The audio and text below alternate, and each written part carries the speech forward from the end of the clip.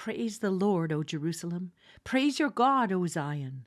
For he has strengthened the bars of your gates. He has blessed your sons within you. He makes peace in your borders. He satisfies you with the finest of the wheat. He sends forth his command to the earth. His word runs very swiftly. He gives snow like wool. He scatters the frost like ashes.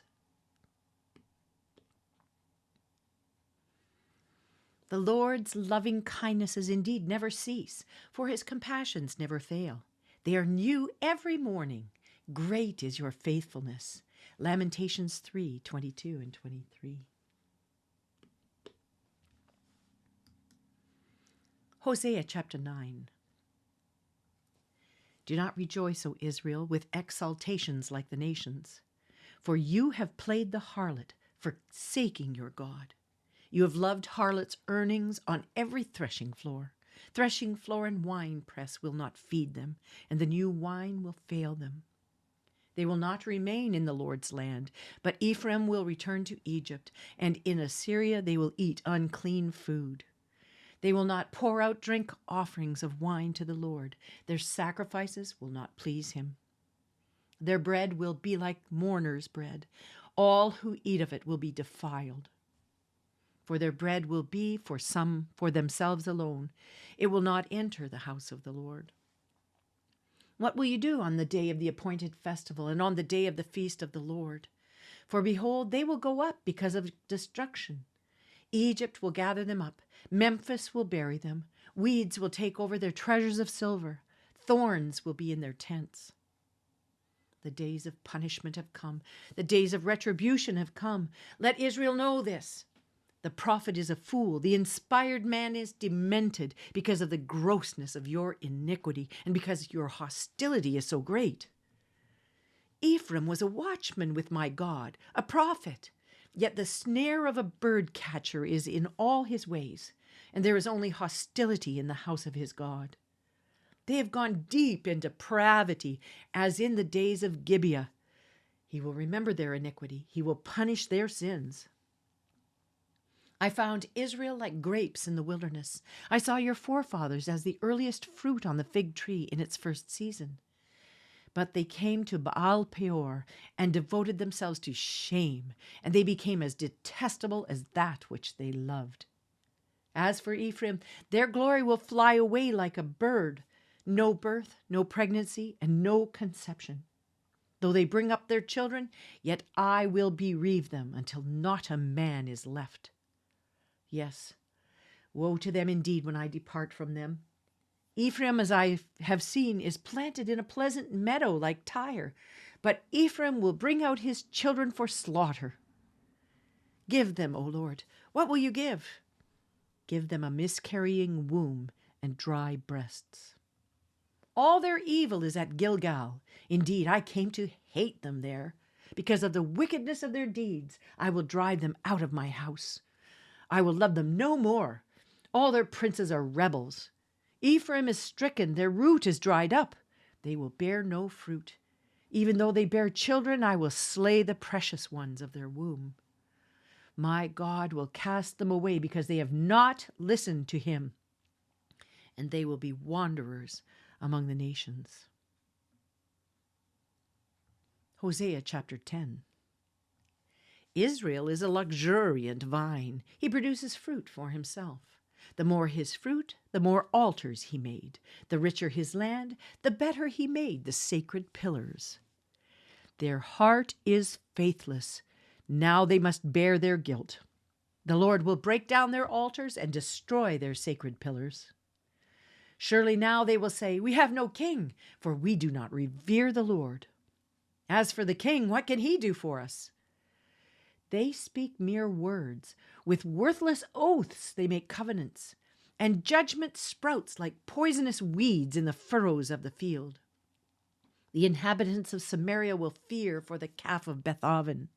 Indeed, its people will mourn for it, and its idolatrous priests will cry out over its glory, since it has departed from it. The thing itself will be carried to Assyria as tribute to King Jareb.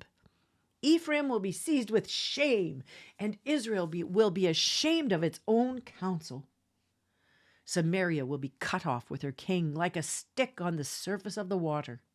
Also the high places of Aven, the sin of Israel, will be destroyed.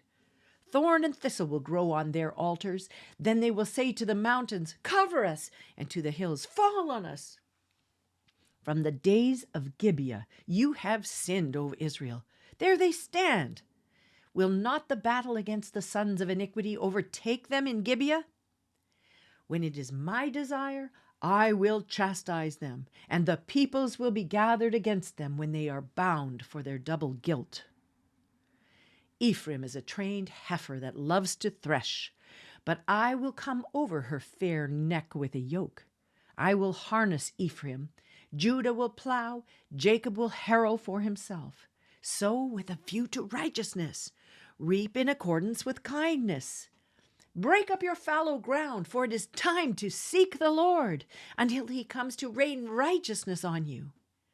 You have plowed wickedness. You have reaped injustice. You have eaten the fruit of lies. Because you trusted in your way, in your numerous warriors. Therefore a tumult will arise among your people, and all your fortresses will be destroyed. As Shalman destroyed Beth Arbel on the day of battle, when mothers were dashed in pieces with their children. Thus it will be done to you at Bethel because of your great wickedness. At dawn, the king of Israel will be completely cut off. Psalm 139, verses 13 through 16. For you formed my inward parts. You wove me in my mother's womb. I will give thanks to you, for I am fearfully and wonderfully made. Wonderful are your works, and my soul knows it very well. My frame was not hidden from you when I was made in secret and skillfully wrought in the depths of the earth. Your eyes have seen my unformed substance, and in your book were all written the days that were ordained for me, when as yet there was not one of them. Proverbs 29, verse 21. He who pampers his slave from childhood will in the end find him to be a son. 3 John. The elder to the beloved Gaius, whom I love in truth. Beloved, I pray that in all respects you may prosper and be in good health, just as your soul prospers. For I was very glad when brethren came and testified to your truth, that is, how you are walking in truth. I have no greater joy than this, to hear of my children walking in the truth. Beloved, you are acting faithfully in whatever you accomplish for the brethren, and especially when they are strangers, and they have testified to your love before the church. You will do well to send them on their way in a manner worthy of God. For they went out for the sake of the name, accepting nothing from the Gentiles.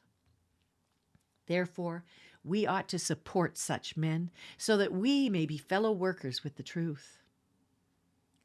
I wrote something to the church, but Diotrephes, who loved to be first among them, does not accept what we say. For this reason, if I come, I will call attention to his deeds which he does, unjustly accusing us with wicked words, and not satisfied with this, he himself does not receive the brethren either, and he forbids those who desire to do so, and puts them out of the church. Beloved, do not imitate what is evil, but what is good. The one who does good is of God. The one who does evil has not seen God.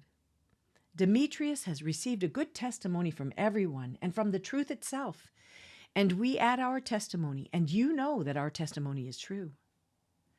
I had so many things to write to you, but I'm not willing to write them to you with pen and ink.